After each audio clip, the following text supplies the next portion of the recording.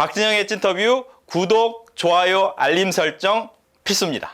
혹시라도 마음속에 품었는데 아직 밝히지 못한 이야기나 계획이 있으시다면 이번 기회에 마음껏 이야기를 해주십시오. 저희가 가슴 깊이 박수학원을 보내드리겠습니다. 네. 앞으로의 계획 어떤 앞으로 계획이 있습니까? 계획이요. 사실 저는 힐링센터 운영하는 힐링센터. 게 네네. 네. 그러니까 뭐 될지 안 될지는 잘 모르겠지만 제가 꿈꾸는 건데요. 그러니까 마음의 얘기를 가볍게 오셔서 뭐 어린 아동부터 어르신들까지 남녀노소 네. 이렇게 작업을 하시면서 미술을 배우기도 하고 미술을 배우면서 스스로 셀프 치유를 하시기도 하고 정말 상담이 필요하신다면 깊은 상담의 과정에서 본인을 조금 잘 살 수 있도록 도움을 주는 힐링센터를 해보고 싶은 게 제 꿈이에요. 잘 될지는 모르겠지만 그리고 개인적으로는 이제 한 아이의 엄마고 또 아내다 보니까 부끄럽지 않은 엄마 그리고 그런 아내가 돼서 저희 가족을 또 행복하게 이렇게 좀 건설적으로 만들어 나가는 게 앞으로의 저 계획이라고 말씀드릴 수 있을 것 같아요. 예. 혹시 이제 많은 분들이 이제 버킷리스트라고 만들어 놓기도 하는데 혹시 갖고 계시는지? 사실 저는 버킷리스트는 없어요. 제가 개인적으로 이제 혼자 계시는 어머님이 계시고, 그러니까 친정 어머님, 그리고 결혼 생활하면서 한 13년 전부터 같이 모시고 사는 시어머니가 혼자 계세요. 근데 이제 어르신들 뵈면서 노년의 삶에 대한 이야기, 그리고 이제 웰다잉이라 그러잖아요. 그러니까 어떻게 하면 내가 좀 품위 있게, 품격 있는 죽음을 맞이할 수 있을까에 대한 고민이 사실은 이제 40대가 넘어가면서부터는 이게 생각이 들어지더라고요. 사실 30대 때는 버킷리스트가 많아서 매해 내가 취득해야 되는 자격증을 이제 첫해하고 어떻게 구현해 나갈지를 사세하게 또 목표를 잡고 실행해 나갔었거든요. 근데 지금에 이렇게 오니까 그런 것보다는 지금의 삶을 어떻게 정리해 나가는 게 더 중요하다라는 생각이 좀 들어져서요. 지금은 좀 그런 부분에 있어서 한번 생각을 하고 있는 중이에요. 네. 이제 미술 치료사라는 부분에 대해서 이제 관심 있는 분들도 상당히 많을 것 같은데 미술 치료사는 어떻게 하면 됩니까?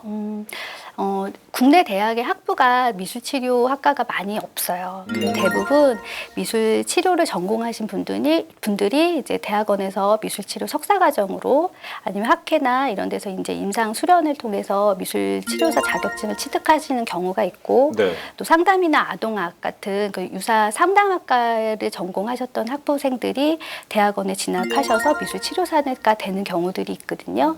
근데 그런 부분들로 이렇게 저희가 현재로 활동하고 계시는 분들이 활동을 하고 계시고요. 대체적으로 미술 치료사가 그러다 보니까 뭐 2년 과정 이렇게 석사 과정을 마친다고 하더라도 마음에 대한 깊이를 다루는 학문이다 보니까 사실은 실질적으로 학위 취득은 하게 되지만 그것을 자기화시키는 작업들은 상담하시는 분들은 꽤 오랜 시간을 하세요. 저도 계속 공부하고 이게 잘 풀어나가야 하는 방법들을 받아야 되니까요. 그래서 개인 분석이라든지 슈퍼비전이라든지 이런 것들을 통해서 자기를 채워가는 부분이라고 말씀드릴 수 있을 것 같아요. 예. 근데 이제 보면 뭐 잠깐 설명을 해줬지만 이렇게 다양한 전공을 갖고 있는 분들이 이제 될 수 있는데 자격증 같은 것도 있습니까? 그럼요. 네. 그래서 임상 시간이 있어요. 그러니까 수련을 하기 위해서는 자격을 얼만큼 받아야 되는 게 교육을 받아야 되는 게 있잖아요. 네, 교육 시간. 그렇죠. 교육 시간도 이수를 하고 이수 시간에 따른 임상의 경험도 가져야 되고 그러면서 이제 점진적으로 자격증 취득을 하게 되는 과정이라고 보실 수 있어요. 운전면허증이랑 유사한 경우라고 말씀드릴 수 있을 것 같아요. 면허를 가지신 분들이 네. 치료사로 활동하실 수 있어요. 그러면 자격증 취득이 쉽진 않아 보이는데 어떻게 공부하셨고 어떻게 따셨어요? 저는 이제 미술교육 전공하면서 대학을 졸업하고 났는데 저는 대학교에 있는 평생교육원에서 2년 과정으로 미술 심리 상담사 과정을 취득을 했어요. 그리고 나서 이제 가족상담학과를 다시 들어가서 석사 과정으로 맞춰서 공부를 하고 미술 치료사로 활동하고 있는데 우리 공부하시는 분들이 이런 과정들도 있거든요. 전문 과정. 근데 가장 중요한 거는 내가 맞나 안 맞나 이것도 중요한데 무턱대고 그렇다 그래서 뭐 대학원을 가야 되는 거를 막 갑자기 하실 수가 없다면 그렇죠. 대학교육간에 평생교육원이 있어요. 근데 학기제로 운영하는 미술치료 관련 이제 공부를 하는 것들이 있는데 네. 그런 것들을 이용해서 한번 경험을 해보시는 걸 추천해드리고 싶어요. 아, 그리고 나서 요거 내가 전문적으로 더 공부해도 좋겠다. 깊이 있는 학문을 유지하면 더 좋겠다라고 생각하실 때 저는 대학원 진학하시는 것도 나쁘지 않다라는 생각이 좀 들어져요. 즉 이제 평생교육원 같은 데서 한번 다녀보고 네네. 나하고 정말 맞는 것 같다라고 그렇죠. 하면 더 네. 본격적으로 공부해라. 네, 그러니까 물음표가 있는 분. 그러니까는 난 미술치료사가 될 거야라는 마침표나 느낌표가 없고 이거 한번 해볼까 하는 분들이라면 네. 한번 간접 경험을 그렇게 해서 자기 발견하는 시간들을 가져보시고 아 이게 내가 평생 업으로 하는데 조금 괜찮겠다. 네. 공부해도 되겠다. 투자해도 되겠다라고 하셨을 때는 그때 한번 도전해 보셨으면 좋겠어요. 네. 뭐 미술치료사가 이제 계속해서 서로 공부해 나가는 방법인데 아마 이 프로를 보시는 분들 중에서도 미술치료사 되신 지가 얼마 안 된 분들 같은 경우에는 그렇죠. 이렇게 하면 될까라고 이제 계속 시행착오가 있을 거잖아요. 네네네. 근데 해보시면서 이렇게 상담하면서 이거는 좀 안 해야 된다라고 느꼈던 게 있으면 어떤 게 있을까요? 저 초기에 좀 그게 좀 집중이 되어져 있는 부분이 한 곳에만 이렇게 있었던 것 같아요. 그러니까 미술 치료사가 이제 말씀드렸던 것처럼 심리적 어려움을 진단해내고 그 진단을 하는 것을 통해서 치료하는 과정을 겪고 네. 해결해 나가는 방법을 같이 하는 사람이란 말이죠. 근데 이제 포커스가 거기에만 너무 매여 있다 보니까 제가 내담자를 만났을 때 그 사람이 갖고 있는 자원 발견을 하는데 좀 소홀했던 거예요. 근데 이제 이게 자력이라고 하잖아요. 그런 자원이나 장점 같은 것들을 잘 찾아주고 그걸 반영해내면 파급 효과가 훨씬 커요. 그러니까 상담사를 통해서 자기 반영을 하고 그 자기 반영되어져 있는 부분으로 내담자가 자신을 또 발견을 하거든요. 그럴 때 내가 이러한 큰 자원이 있었네, 내가 이런 큰 무기가 있었네라는 것을 스스로 인지하게 되는 순간 상담의 효과는 굉장히 커지거든요. 그래서 그런 것도 좀 잊지 않고 이렇게 처음 이제 뭐 시작한 지 얼마 안 되셨던 분이라면 저하고 또 똑같은 이런 가오가 있으시면 안 되잖아요. 그래서 거기에도 포커스닝을 조금 맞춰 나가셨으면 좋겠다는 생각이 좀 들어져요. 그러니까 처음에 보면 이제 어떻게 저 사람을 상담해서 좋게 만들어야지의 네, 그렇죠. 관점을 갖고 있다 보면 이 사람이 갖고 있던 장점을 더 부각시키는데 어렵다. 네, 그렇죠. 그러니까 왜냐하면 어려움만 눈에 보이는 거예요.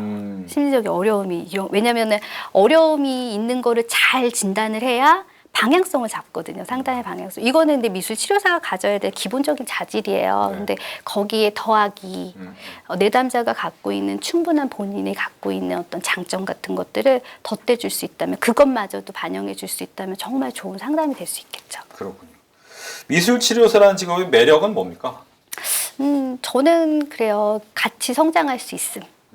미술 내담자를 통해서 저하고 같이 그리고 그들의 삶을 제가 뭐라고 네. 그들의 삶을 같이 이렇게 여행할 수 있잖아요.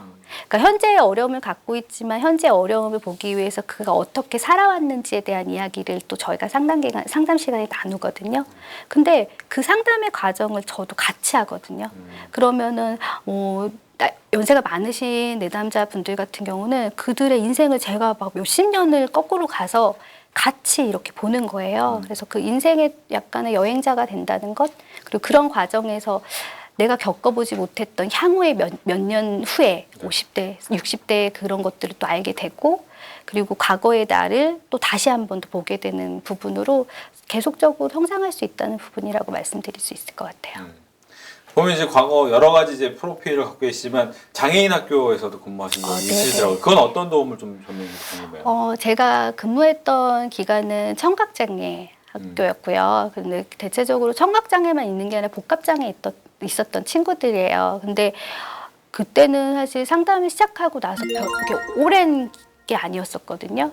근데 그 친구들을 통해서 굉장히 좀 제가 오히려 되게 많이 배웠어요. 그러니까는 장애가 있는 친구들은 느끼지 못하란 이걸 다 알까? 내가 이거 하는데 얘네들이 이거 이해할까? 이랬는데 1년을 만나고 2년을 만나면 애들이 어느 순간 이렇게 커 있는 거예요. 그리고 저를 보고 반갑게 인사해주고 그러다 보니까 사람이 참 이런 건데 내가 왜 선입견을 가지고 이 사람은 이렇다고 해서 내가 이렇게 보고 이런 어떻게 보면은 대상에 따라서 내가 봤었던 그런 사람의 눈높이 있잖아요. 그런 것들이 조금 놓아질 수 있었던 그런 시기를 좀 제가 그 경험에서 알았었던 것 같아요. 네. 뭐 한 직업을 가지고 뭐 자부심을 가지고 활동을 해오신 선배로서 취업을 준비하는 취업 준비생들한테 좀 조언을 해주신다면? 조언이요? 뭐 조언까지는 아니고요. 그냥 어떤 일을 하고 싶어요. 저도 사실은 대학교 졸업하고 나서 어떤 직업 가져야 할지 되게 많이 고민하던 세대예요. 저희 졸업할 때 이태백이라는 단어 되게 유행했었는데요. 아시죠? 아시나요? 20대 네. 태반이 백수다. 네, 맞아요. 근데 저도 이제 백수의 길을 겪었던 경험이 있었는데 그때 저는 그냥 간절함에 대한 것, 무엇을 하고 싶은 거에 대한 거를 생각을 많이 했던 것 같아요. 그리고 그냥 우리는 그렇잖아요. 뭐 하고 싶어 하는 기본적인 욕구만 갖는 게 아니잖아요. 그러면은 그거에 대해서 내가 어떻게 해야 될지에 대한 노력도 수반이 돼야 되는 것 같아요. 그리고 그 노력이 한 번 됐는데 안 될 수도 있고 2번 됐는데도 안 될 수도 있잖아요. 사실 그런 부분에서 어떻게 보면은 조금 배짱이씨 두둑하게 좀 기다릴 수 있는 끈기 같은 것들 2가지만 있다면 세상에 모든 일은 못할 게 없는 것 같아요. 그래서 지금 젊은 세대분들이 그런 생각하시면서 많이 용기 얻으셨으면 좋겠어요. 알겠습니다. 마지막으로 방송을 시청하신 분들에게 전하고 싶은 말씀이 있으시다면? 저는 이제 마음 다루는 일을 하다 보니까 이제 시청하고 계시는 분들이 스스로에게 지금 제가 하는 질문 3가지를 한번 해보셨으면 좋겠어요. 나는 어떤 일을 할 때 시간이 잘 흘러가는지 첫 번째. 2번째는 내가 어떤 사람하고 누군가하고 만났을 때 시간이 잘 흘러가는지. 3번째, 내가 어느 장소에 갔을 때 시간이 잘 흘러가는지. 혹시라도 이 3가지 질문에 답변을 못 하시는 분이 있다 그러면 답변을 할 수 있게끔 지금부터 그걸 찾아나가셨으면 좋겠어요. 사실 시간이 잘 흘러간다는 건 내가 즐겁다는 얘기거든요. 네. 근데 즐거운 일도 없고 만났을 때 즐거운 사람도 없고 갔을 때 즐거운 장소도 없다면 지금 나 되게 즐겁지 않게 사는 거거든요. 그래서 그 즐거움을 찾을 수 있는 딱 하나만이라도 좋은 것 같아요. 그래서 그 하나를 한번 찾아보셔서 인생을 한번 즐겁게 살아보시는 분들이 되셨으면 좋겠어요. 그러면 역으로 언제 시간이 잘 흘러가십니까? 저요? 저는 일할 때요. 네. 왜냐면 시간에 일을 하다 보니까 이거 하다 보면 금방 넘어가요. 그러니까 아마 전 즐겁다는 얘기일 거예요. 네.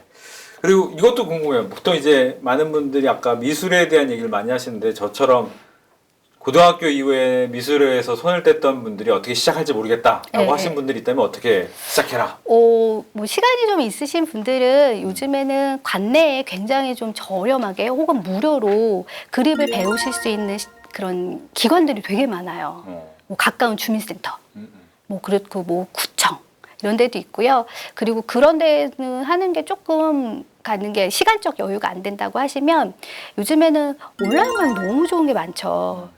그리고 요즘에는 동영상으로 내가 그냥 검색만 해도 다 볼 수 있는 이런 것들, 그런 장치들이 되게 많잖아요. 그런 장치를 갖고 재료만 구입해서 먼저 시작해 보셔도 좋을 것 같아요. 근데 난 정말 아무것도 모르겠어. 그러신다 그러면 저 같은 사람들이 곳곳에 있어요. 미술 학원 같은 경우 아니면은 강사들이 개인적으로 활동하시는 분들도 계시거든요. 원데이 클래스 뭐 이런 식으로. 그렇게 한번 접근해 나가시고 한번 도전해 보시면 좋을 것 같아요. 알겠습니다.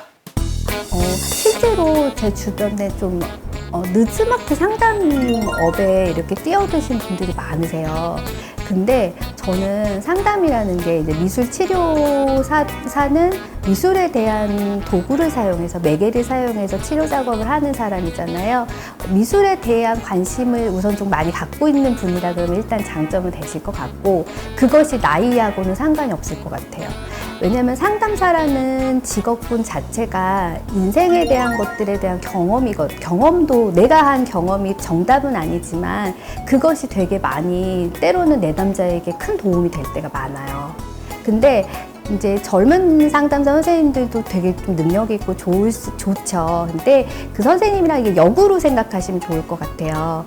젊은 그러니까 상담사 선생님들은 젊을 때 그냥 코스를 밟아서 내가 현장에서 임상을 경험을 하면서 삶에 대한 것과 이런 지식적인 것들을 같이 간다면 이게 좀 늦게 시작하시는 분들은 내가 여태까지 그려놨던 그 삶들 있잖아요. 근데 그 삶들과 더불어서 어떤 이론적인 베이스라든가 상담을 대할 때 전문적인 것들을 같이 곁들인다 그러면 개인적으로는 저는 좀 파급 효과는 좀 더 있지 않을까라는 생각은 하기는 해요. 그래서 상담을 하시는 분들, 미술 치료사를 희망하는데 내가 내 아이가 좀 많아서 라고 혹시 고민하고 계신다면 한번 그래도 이제 도전은 해보셨으면 하는 바람이에요. 그 나의 인생이 상담에서 굉장히 도움이 많이 되는 부분은 전 정말 있다고 생각하는 편이거든요. 좀 더 진하게, 좀 더 딥하게 세상의 핫이슈 피플들을 모시고 이야기를 들어보는 박진영의 찐터뷰. 오늘은 미술 치료로 마음의 질병을 치료하고 위로하는 미술 치료사 홍우희 선생님과 함께 미술 치료사라는 직업과 인생에 대해서 이야기 나눠봤습니다. 오늘 이야기 잘 들었습니다. 감사합니다.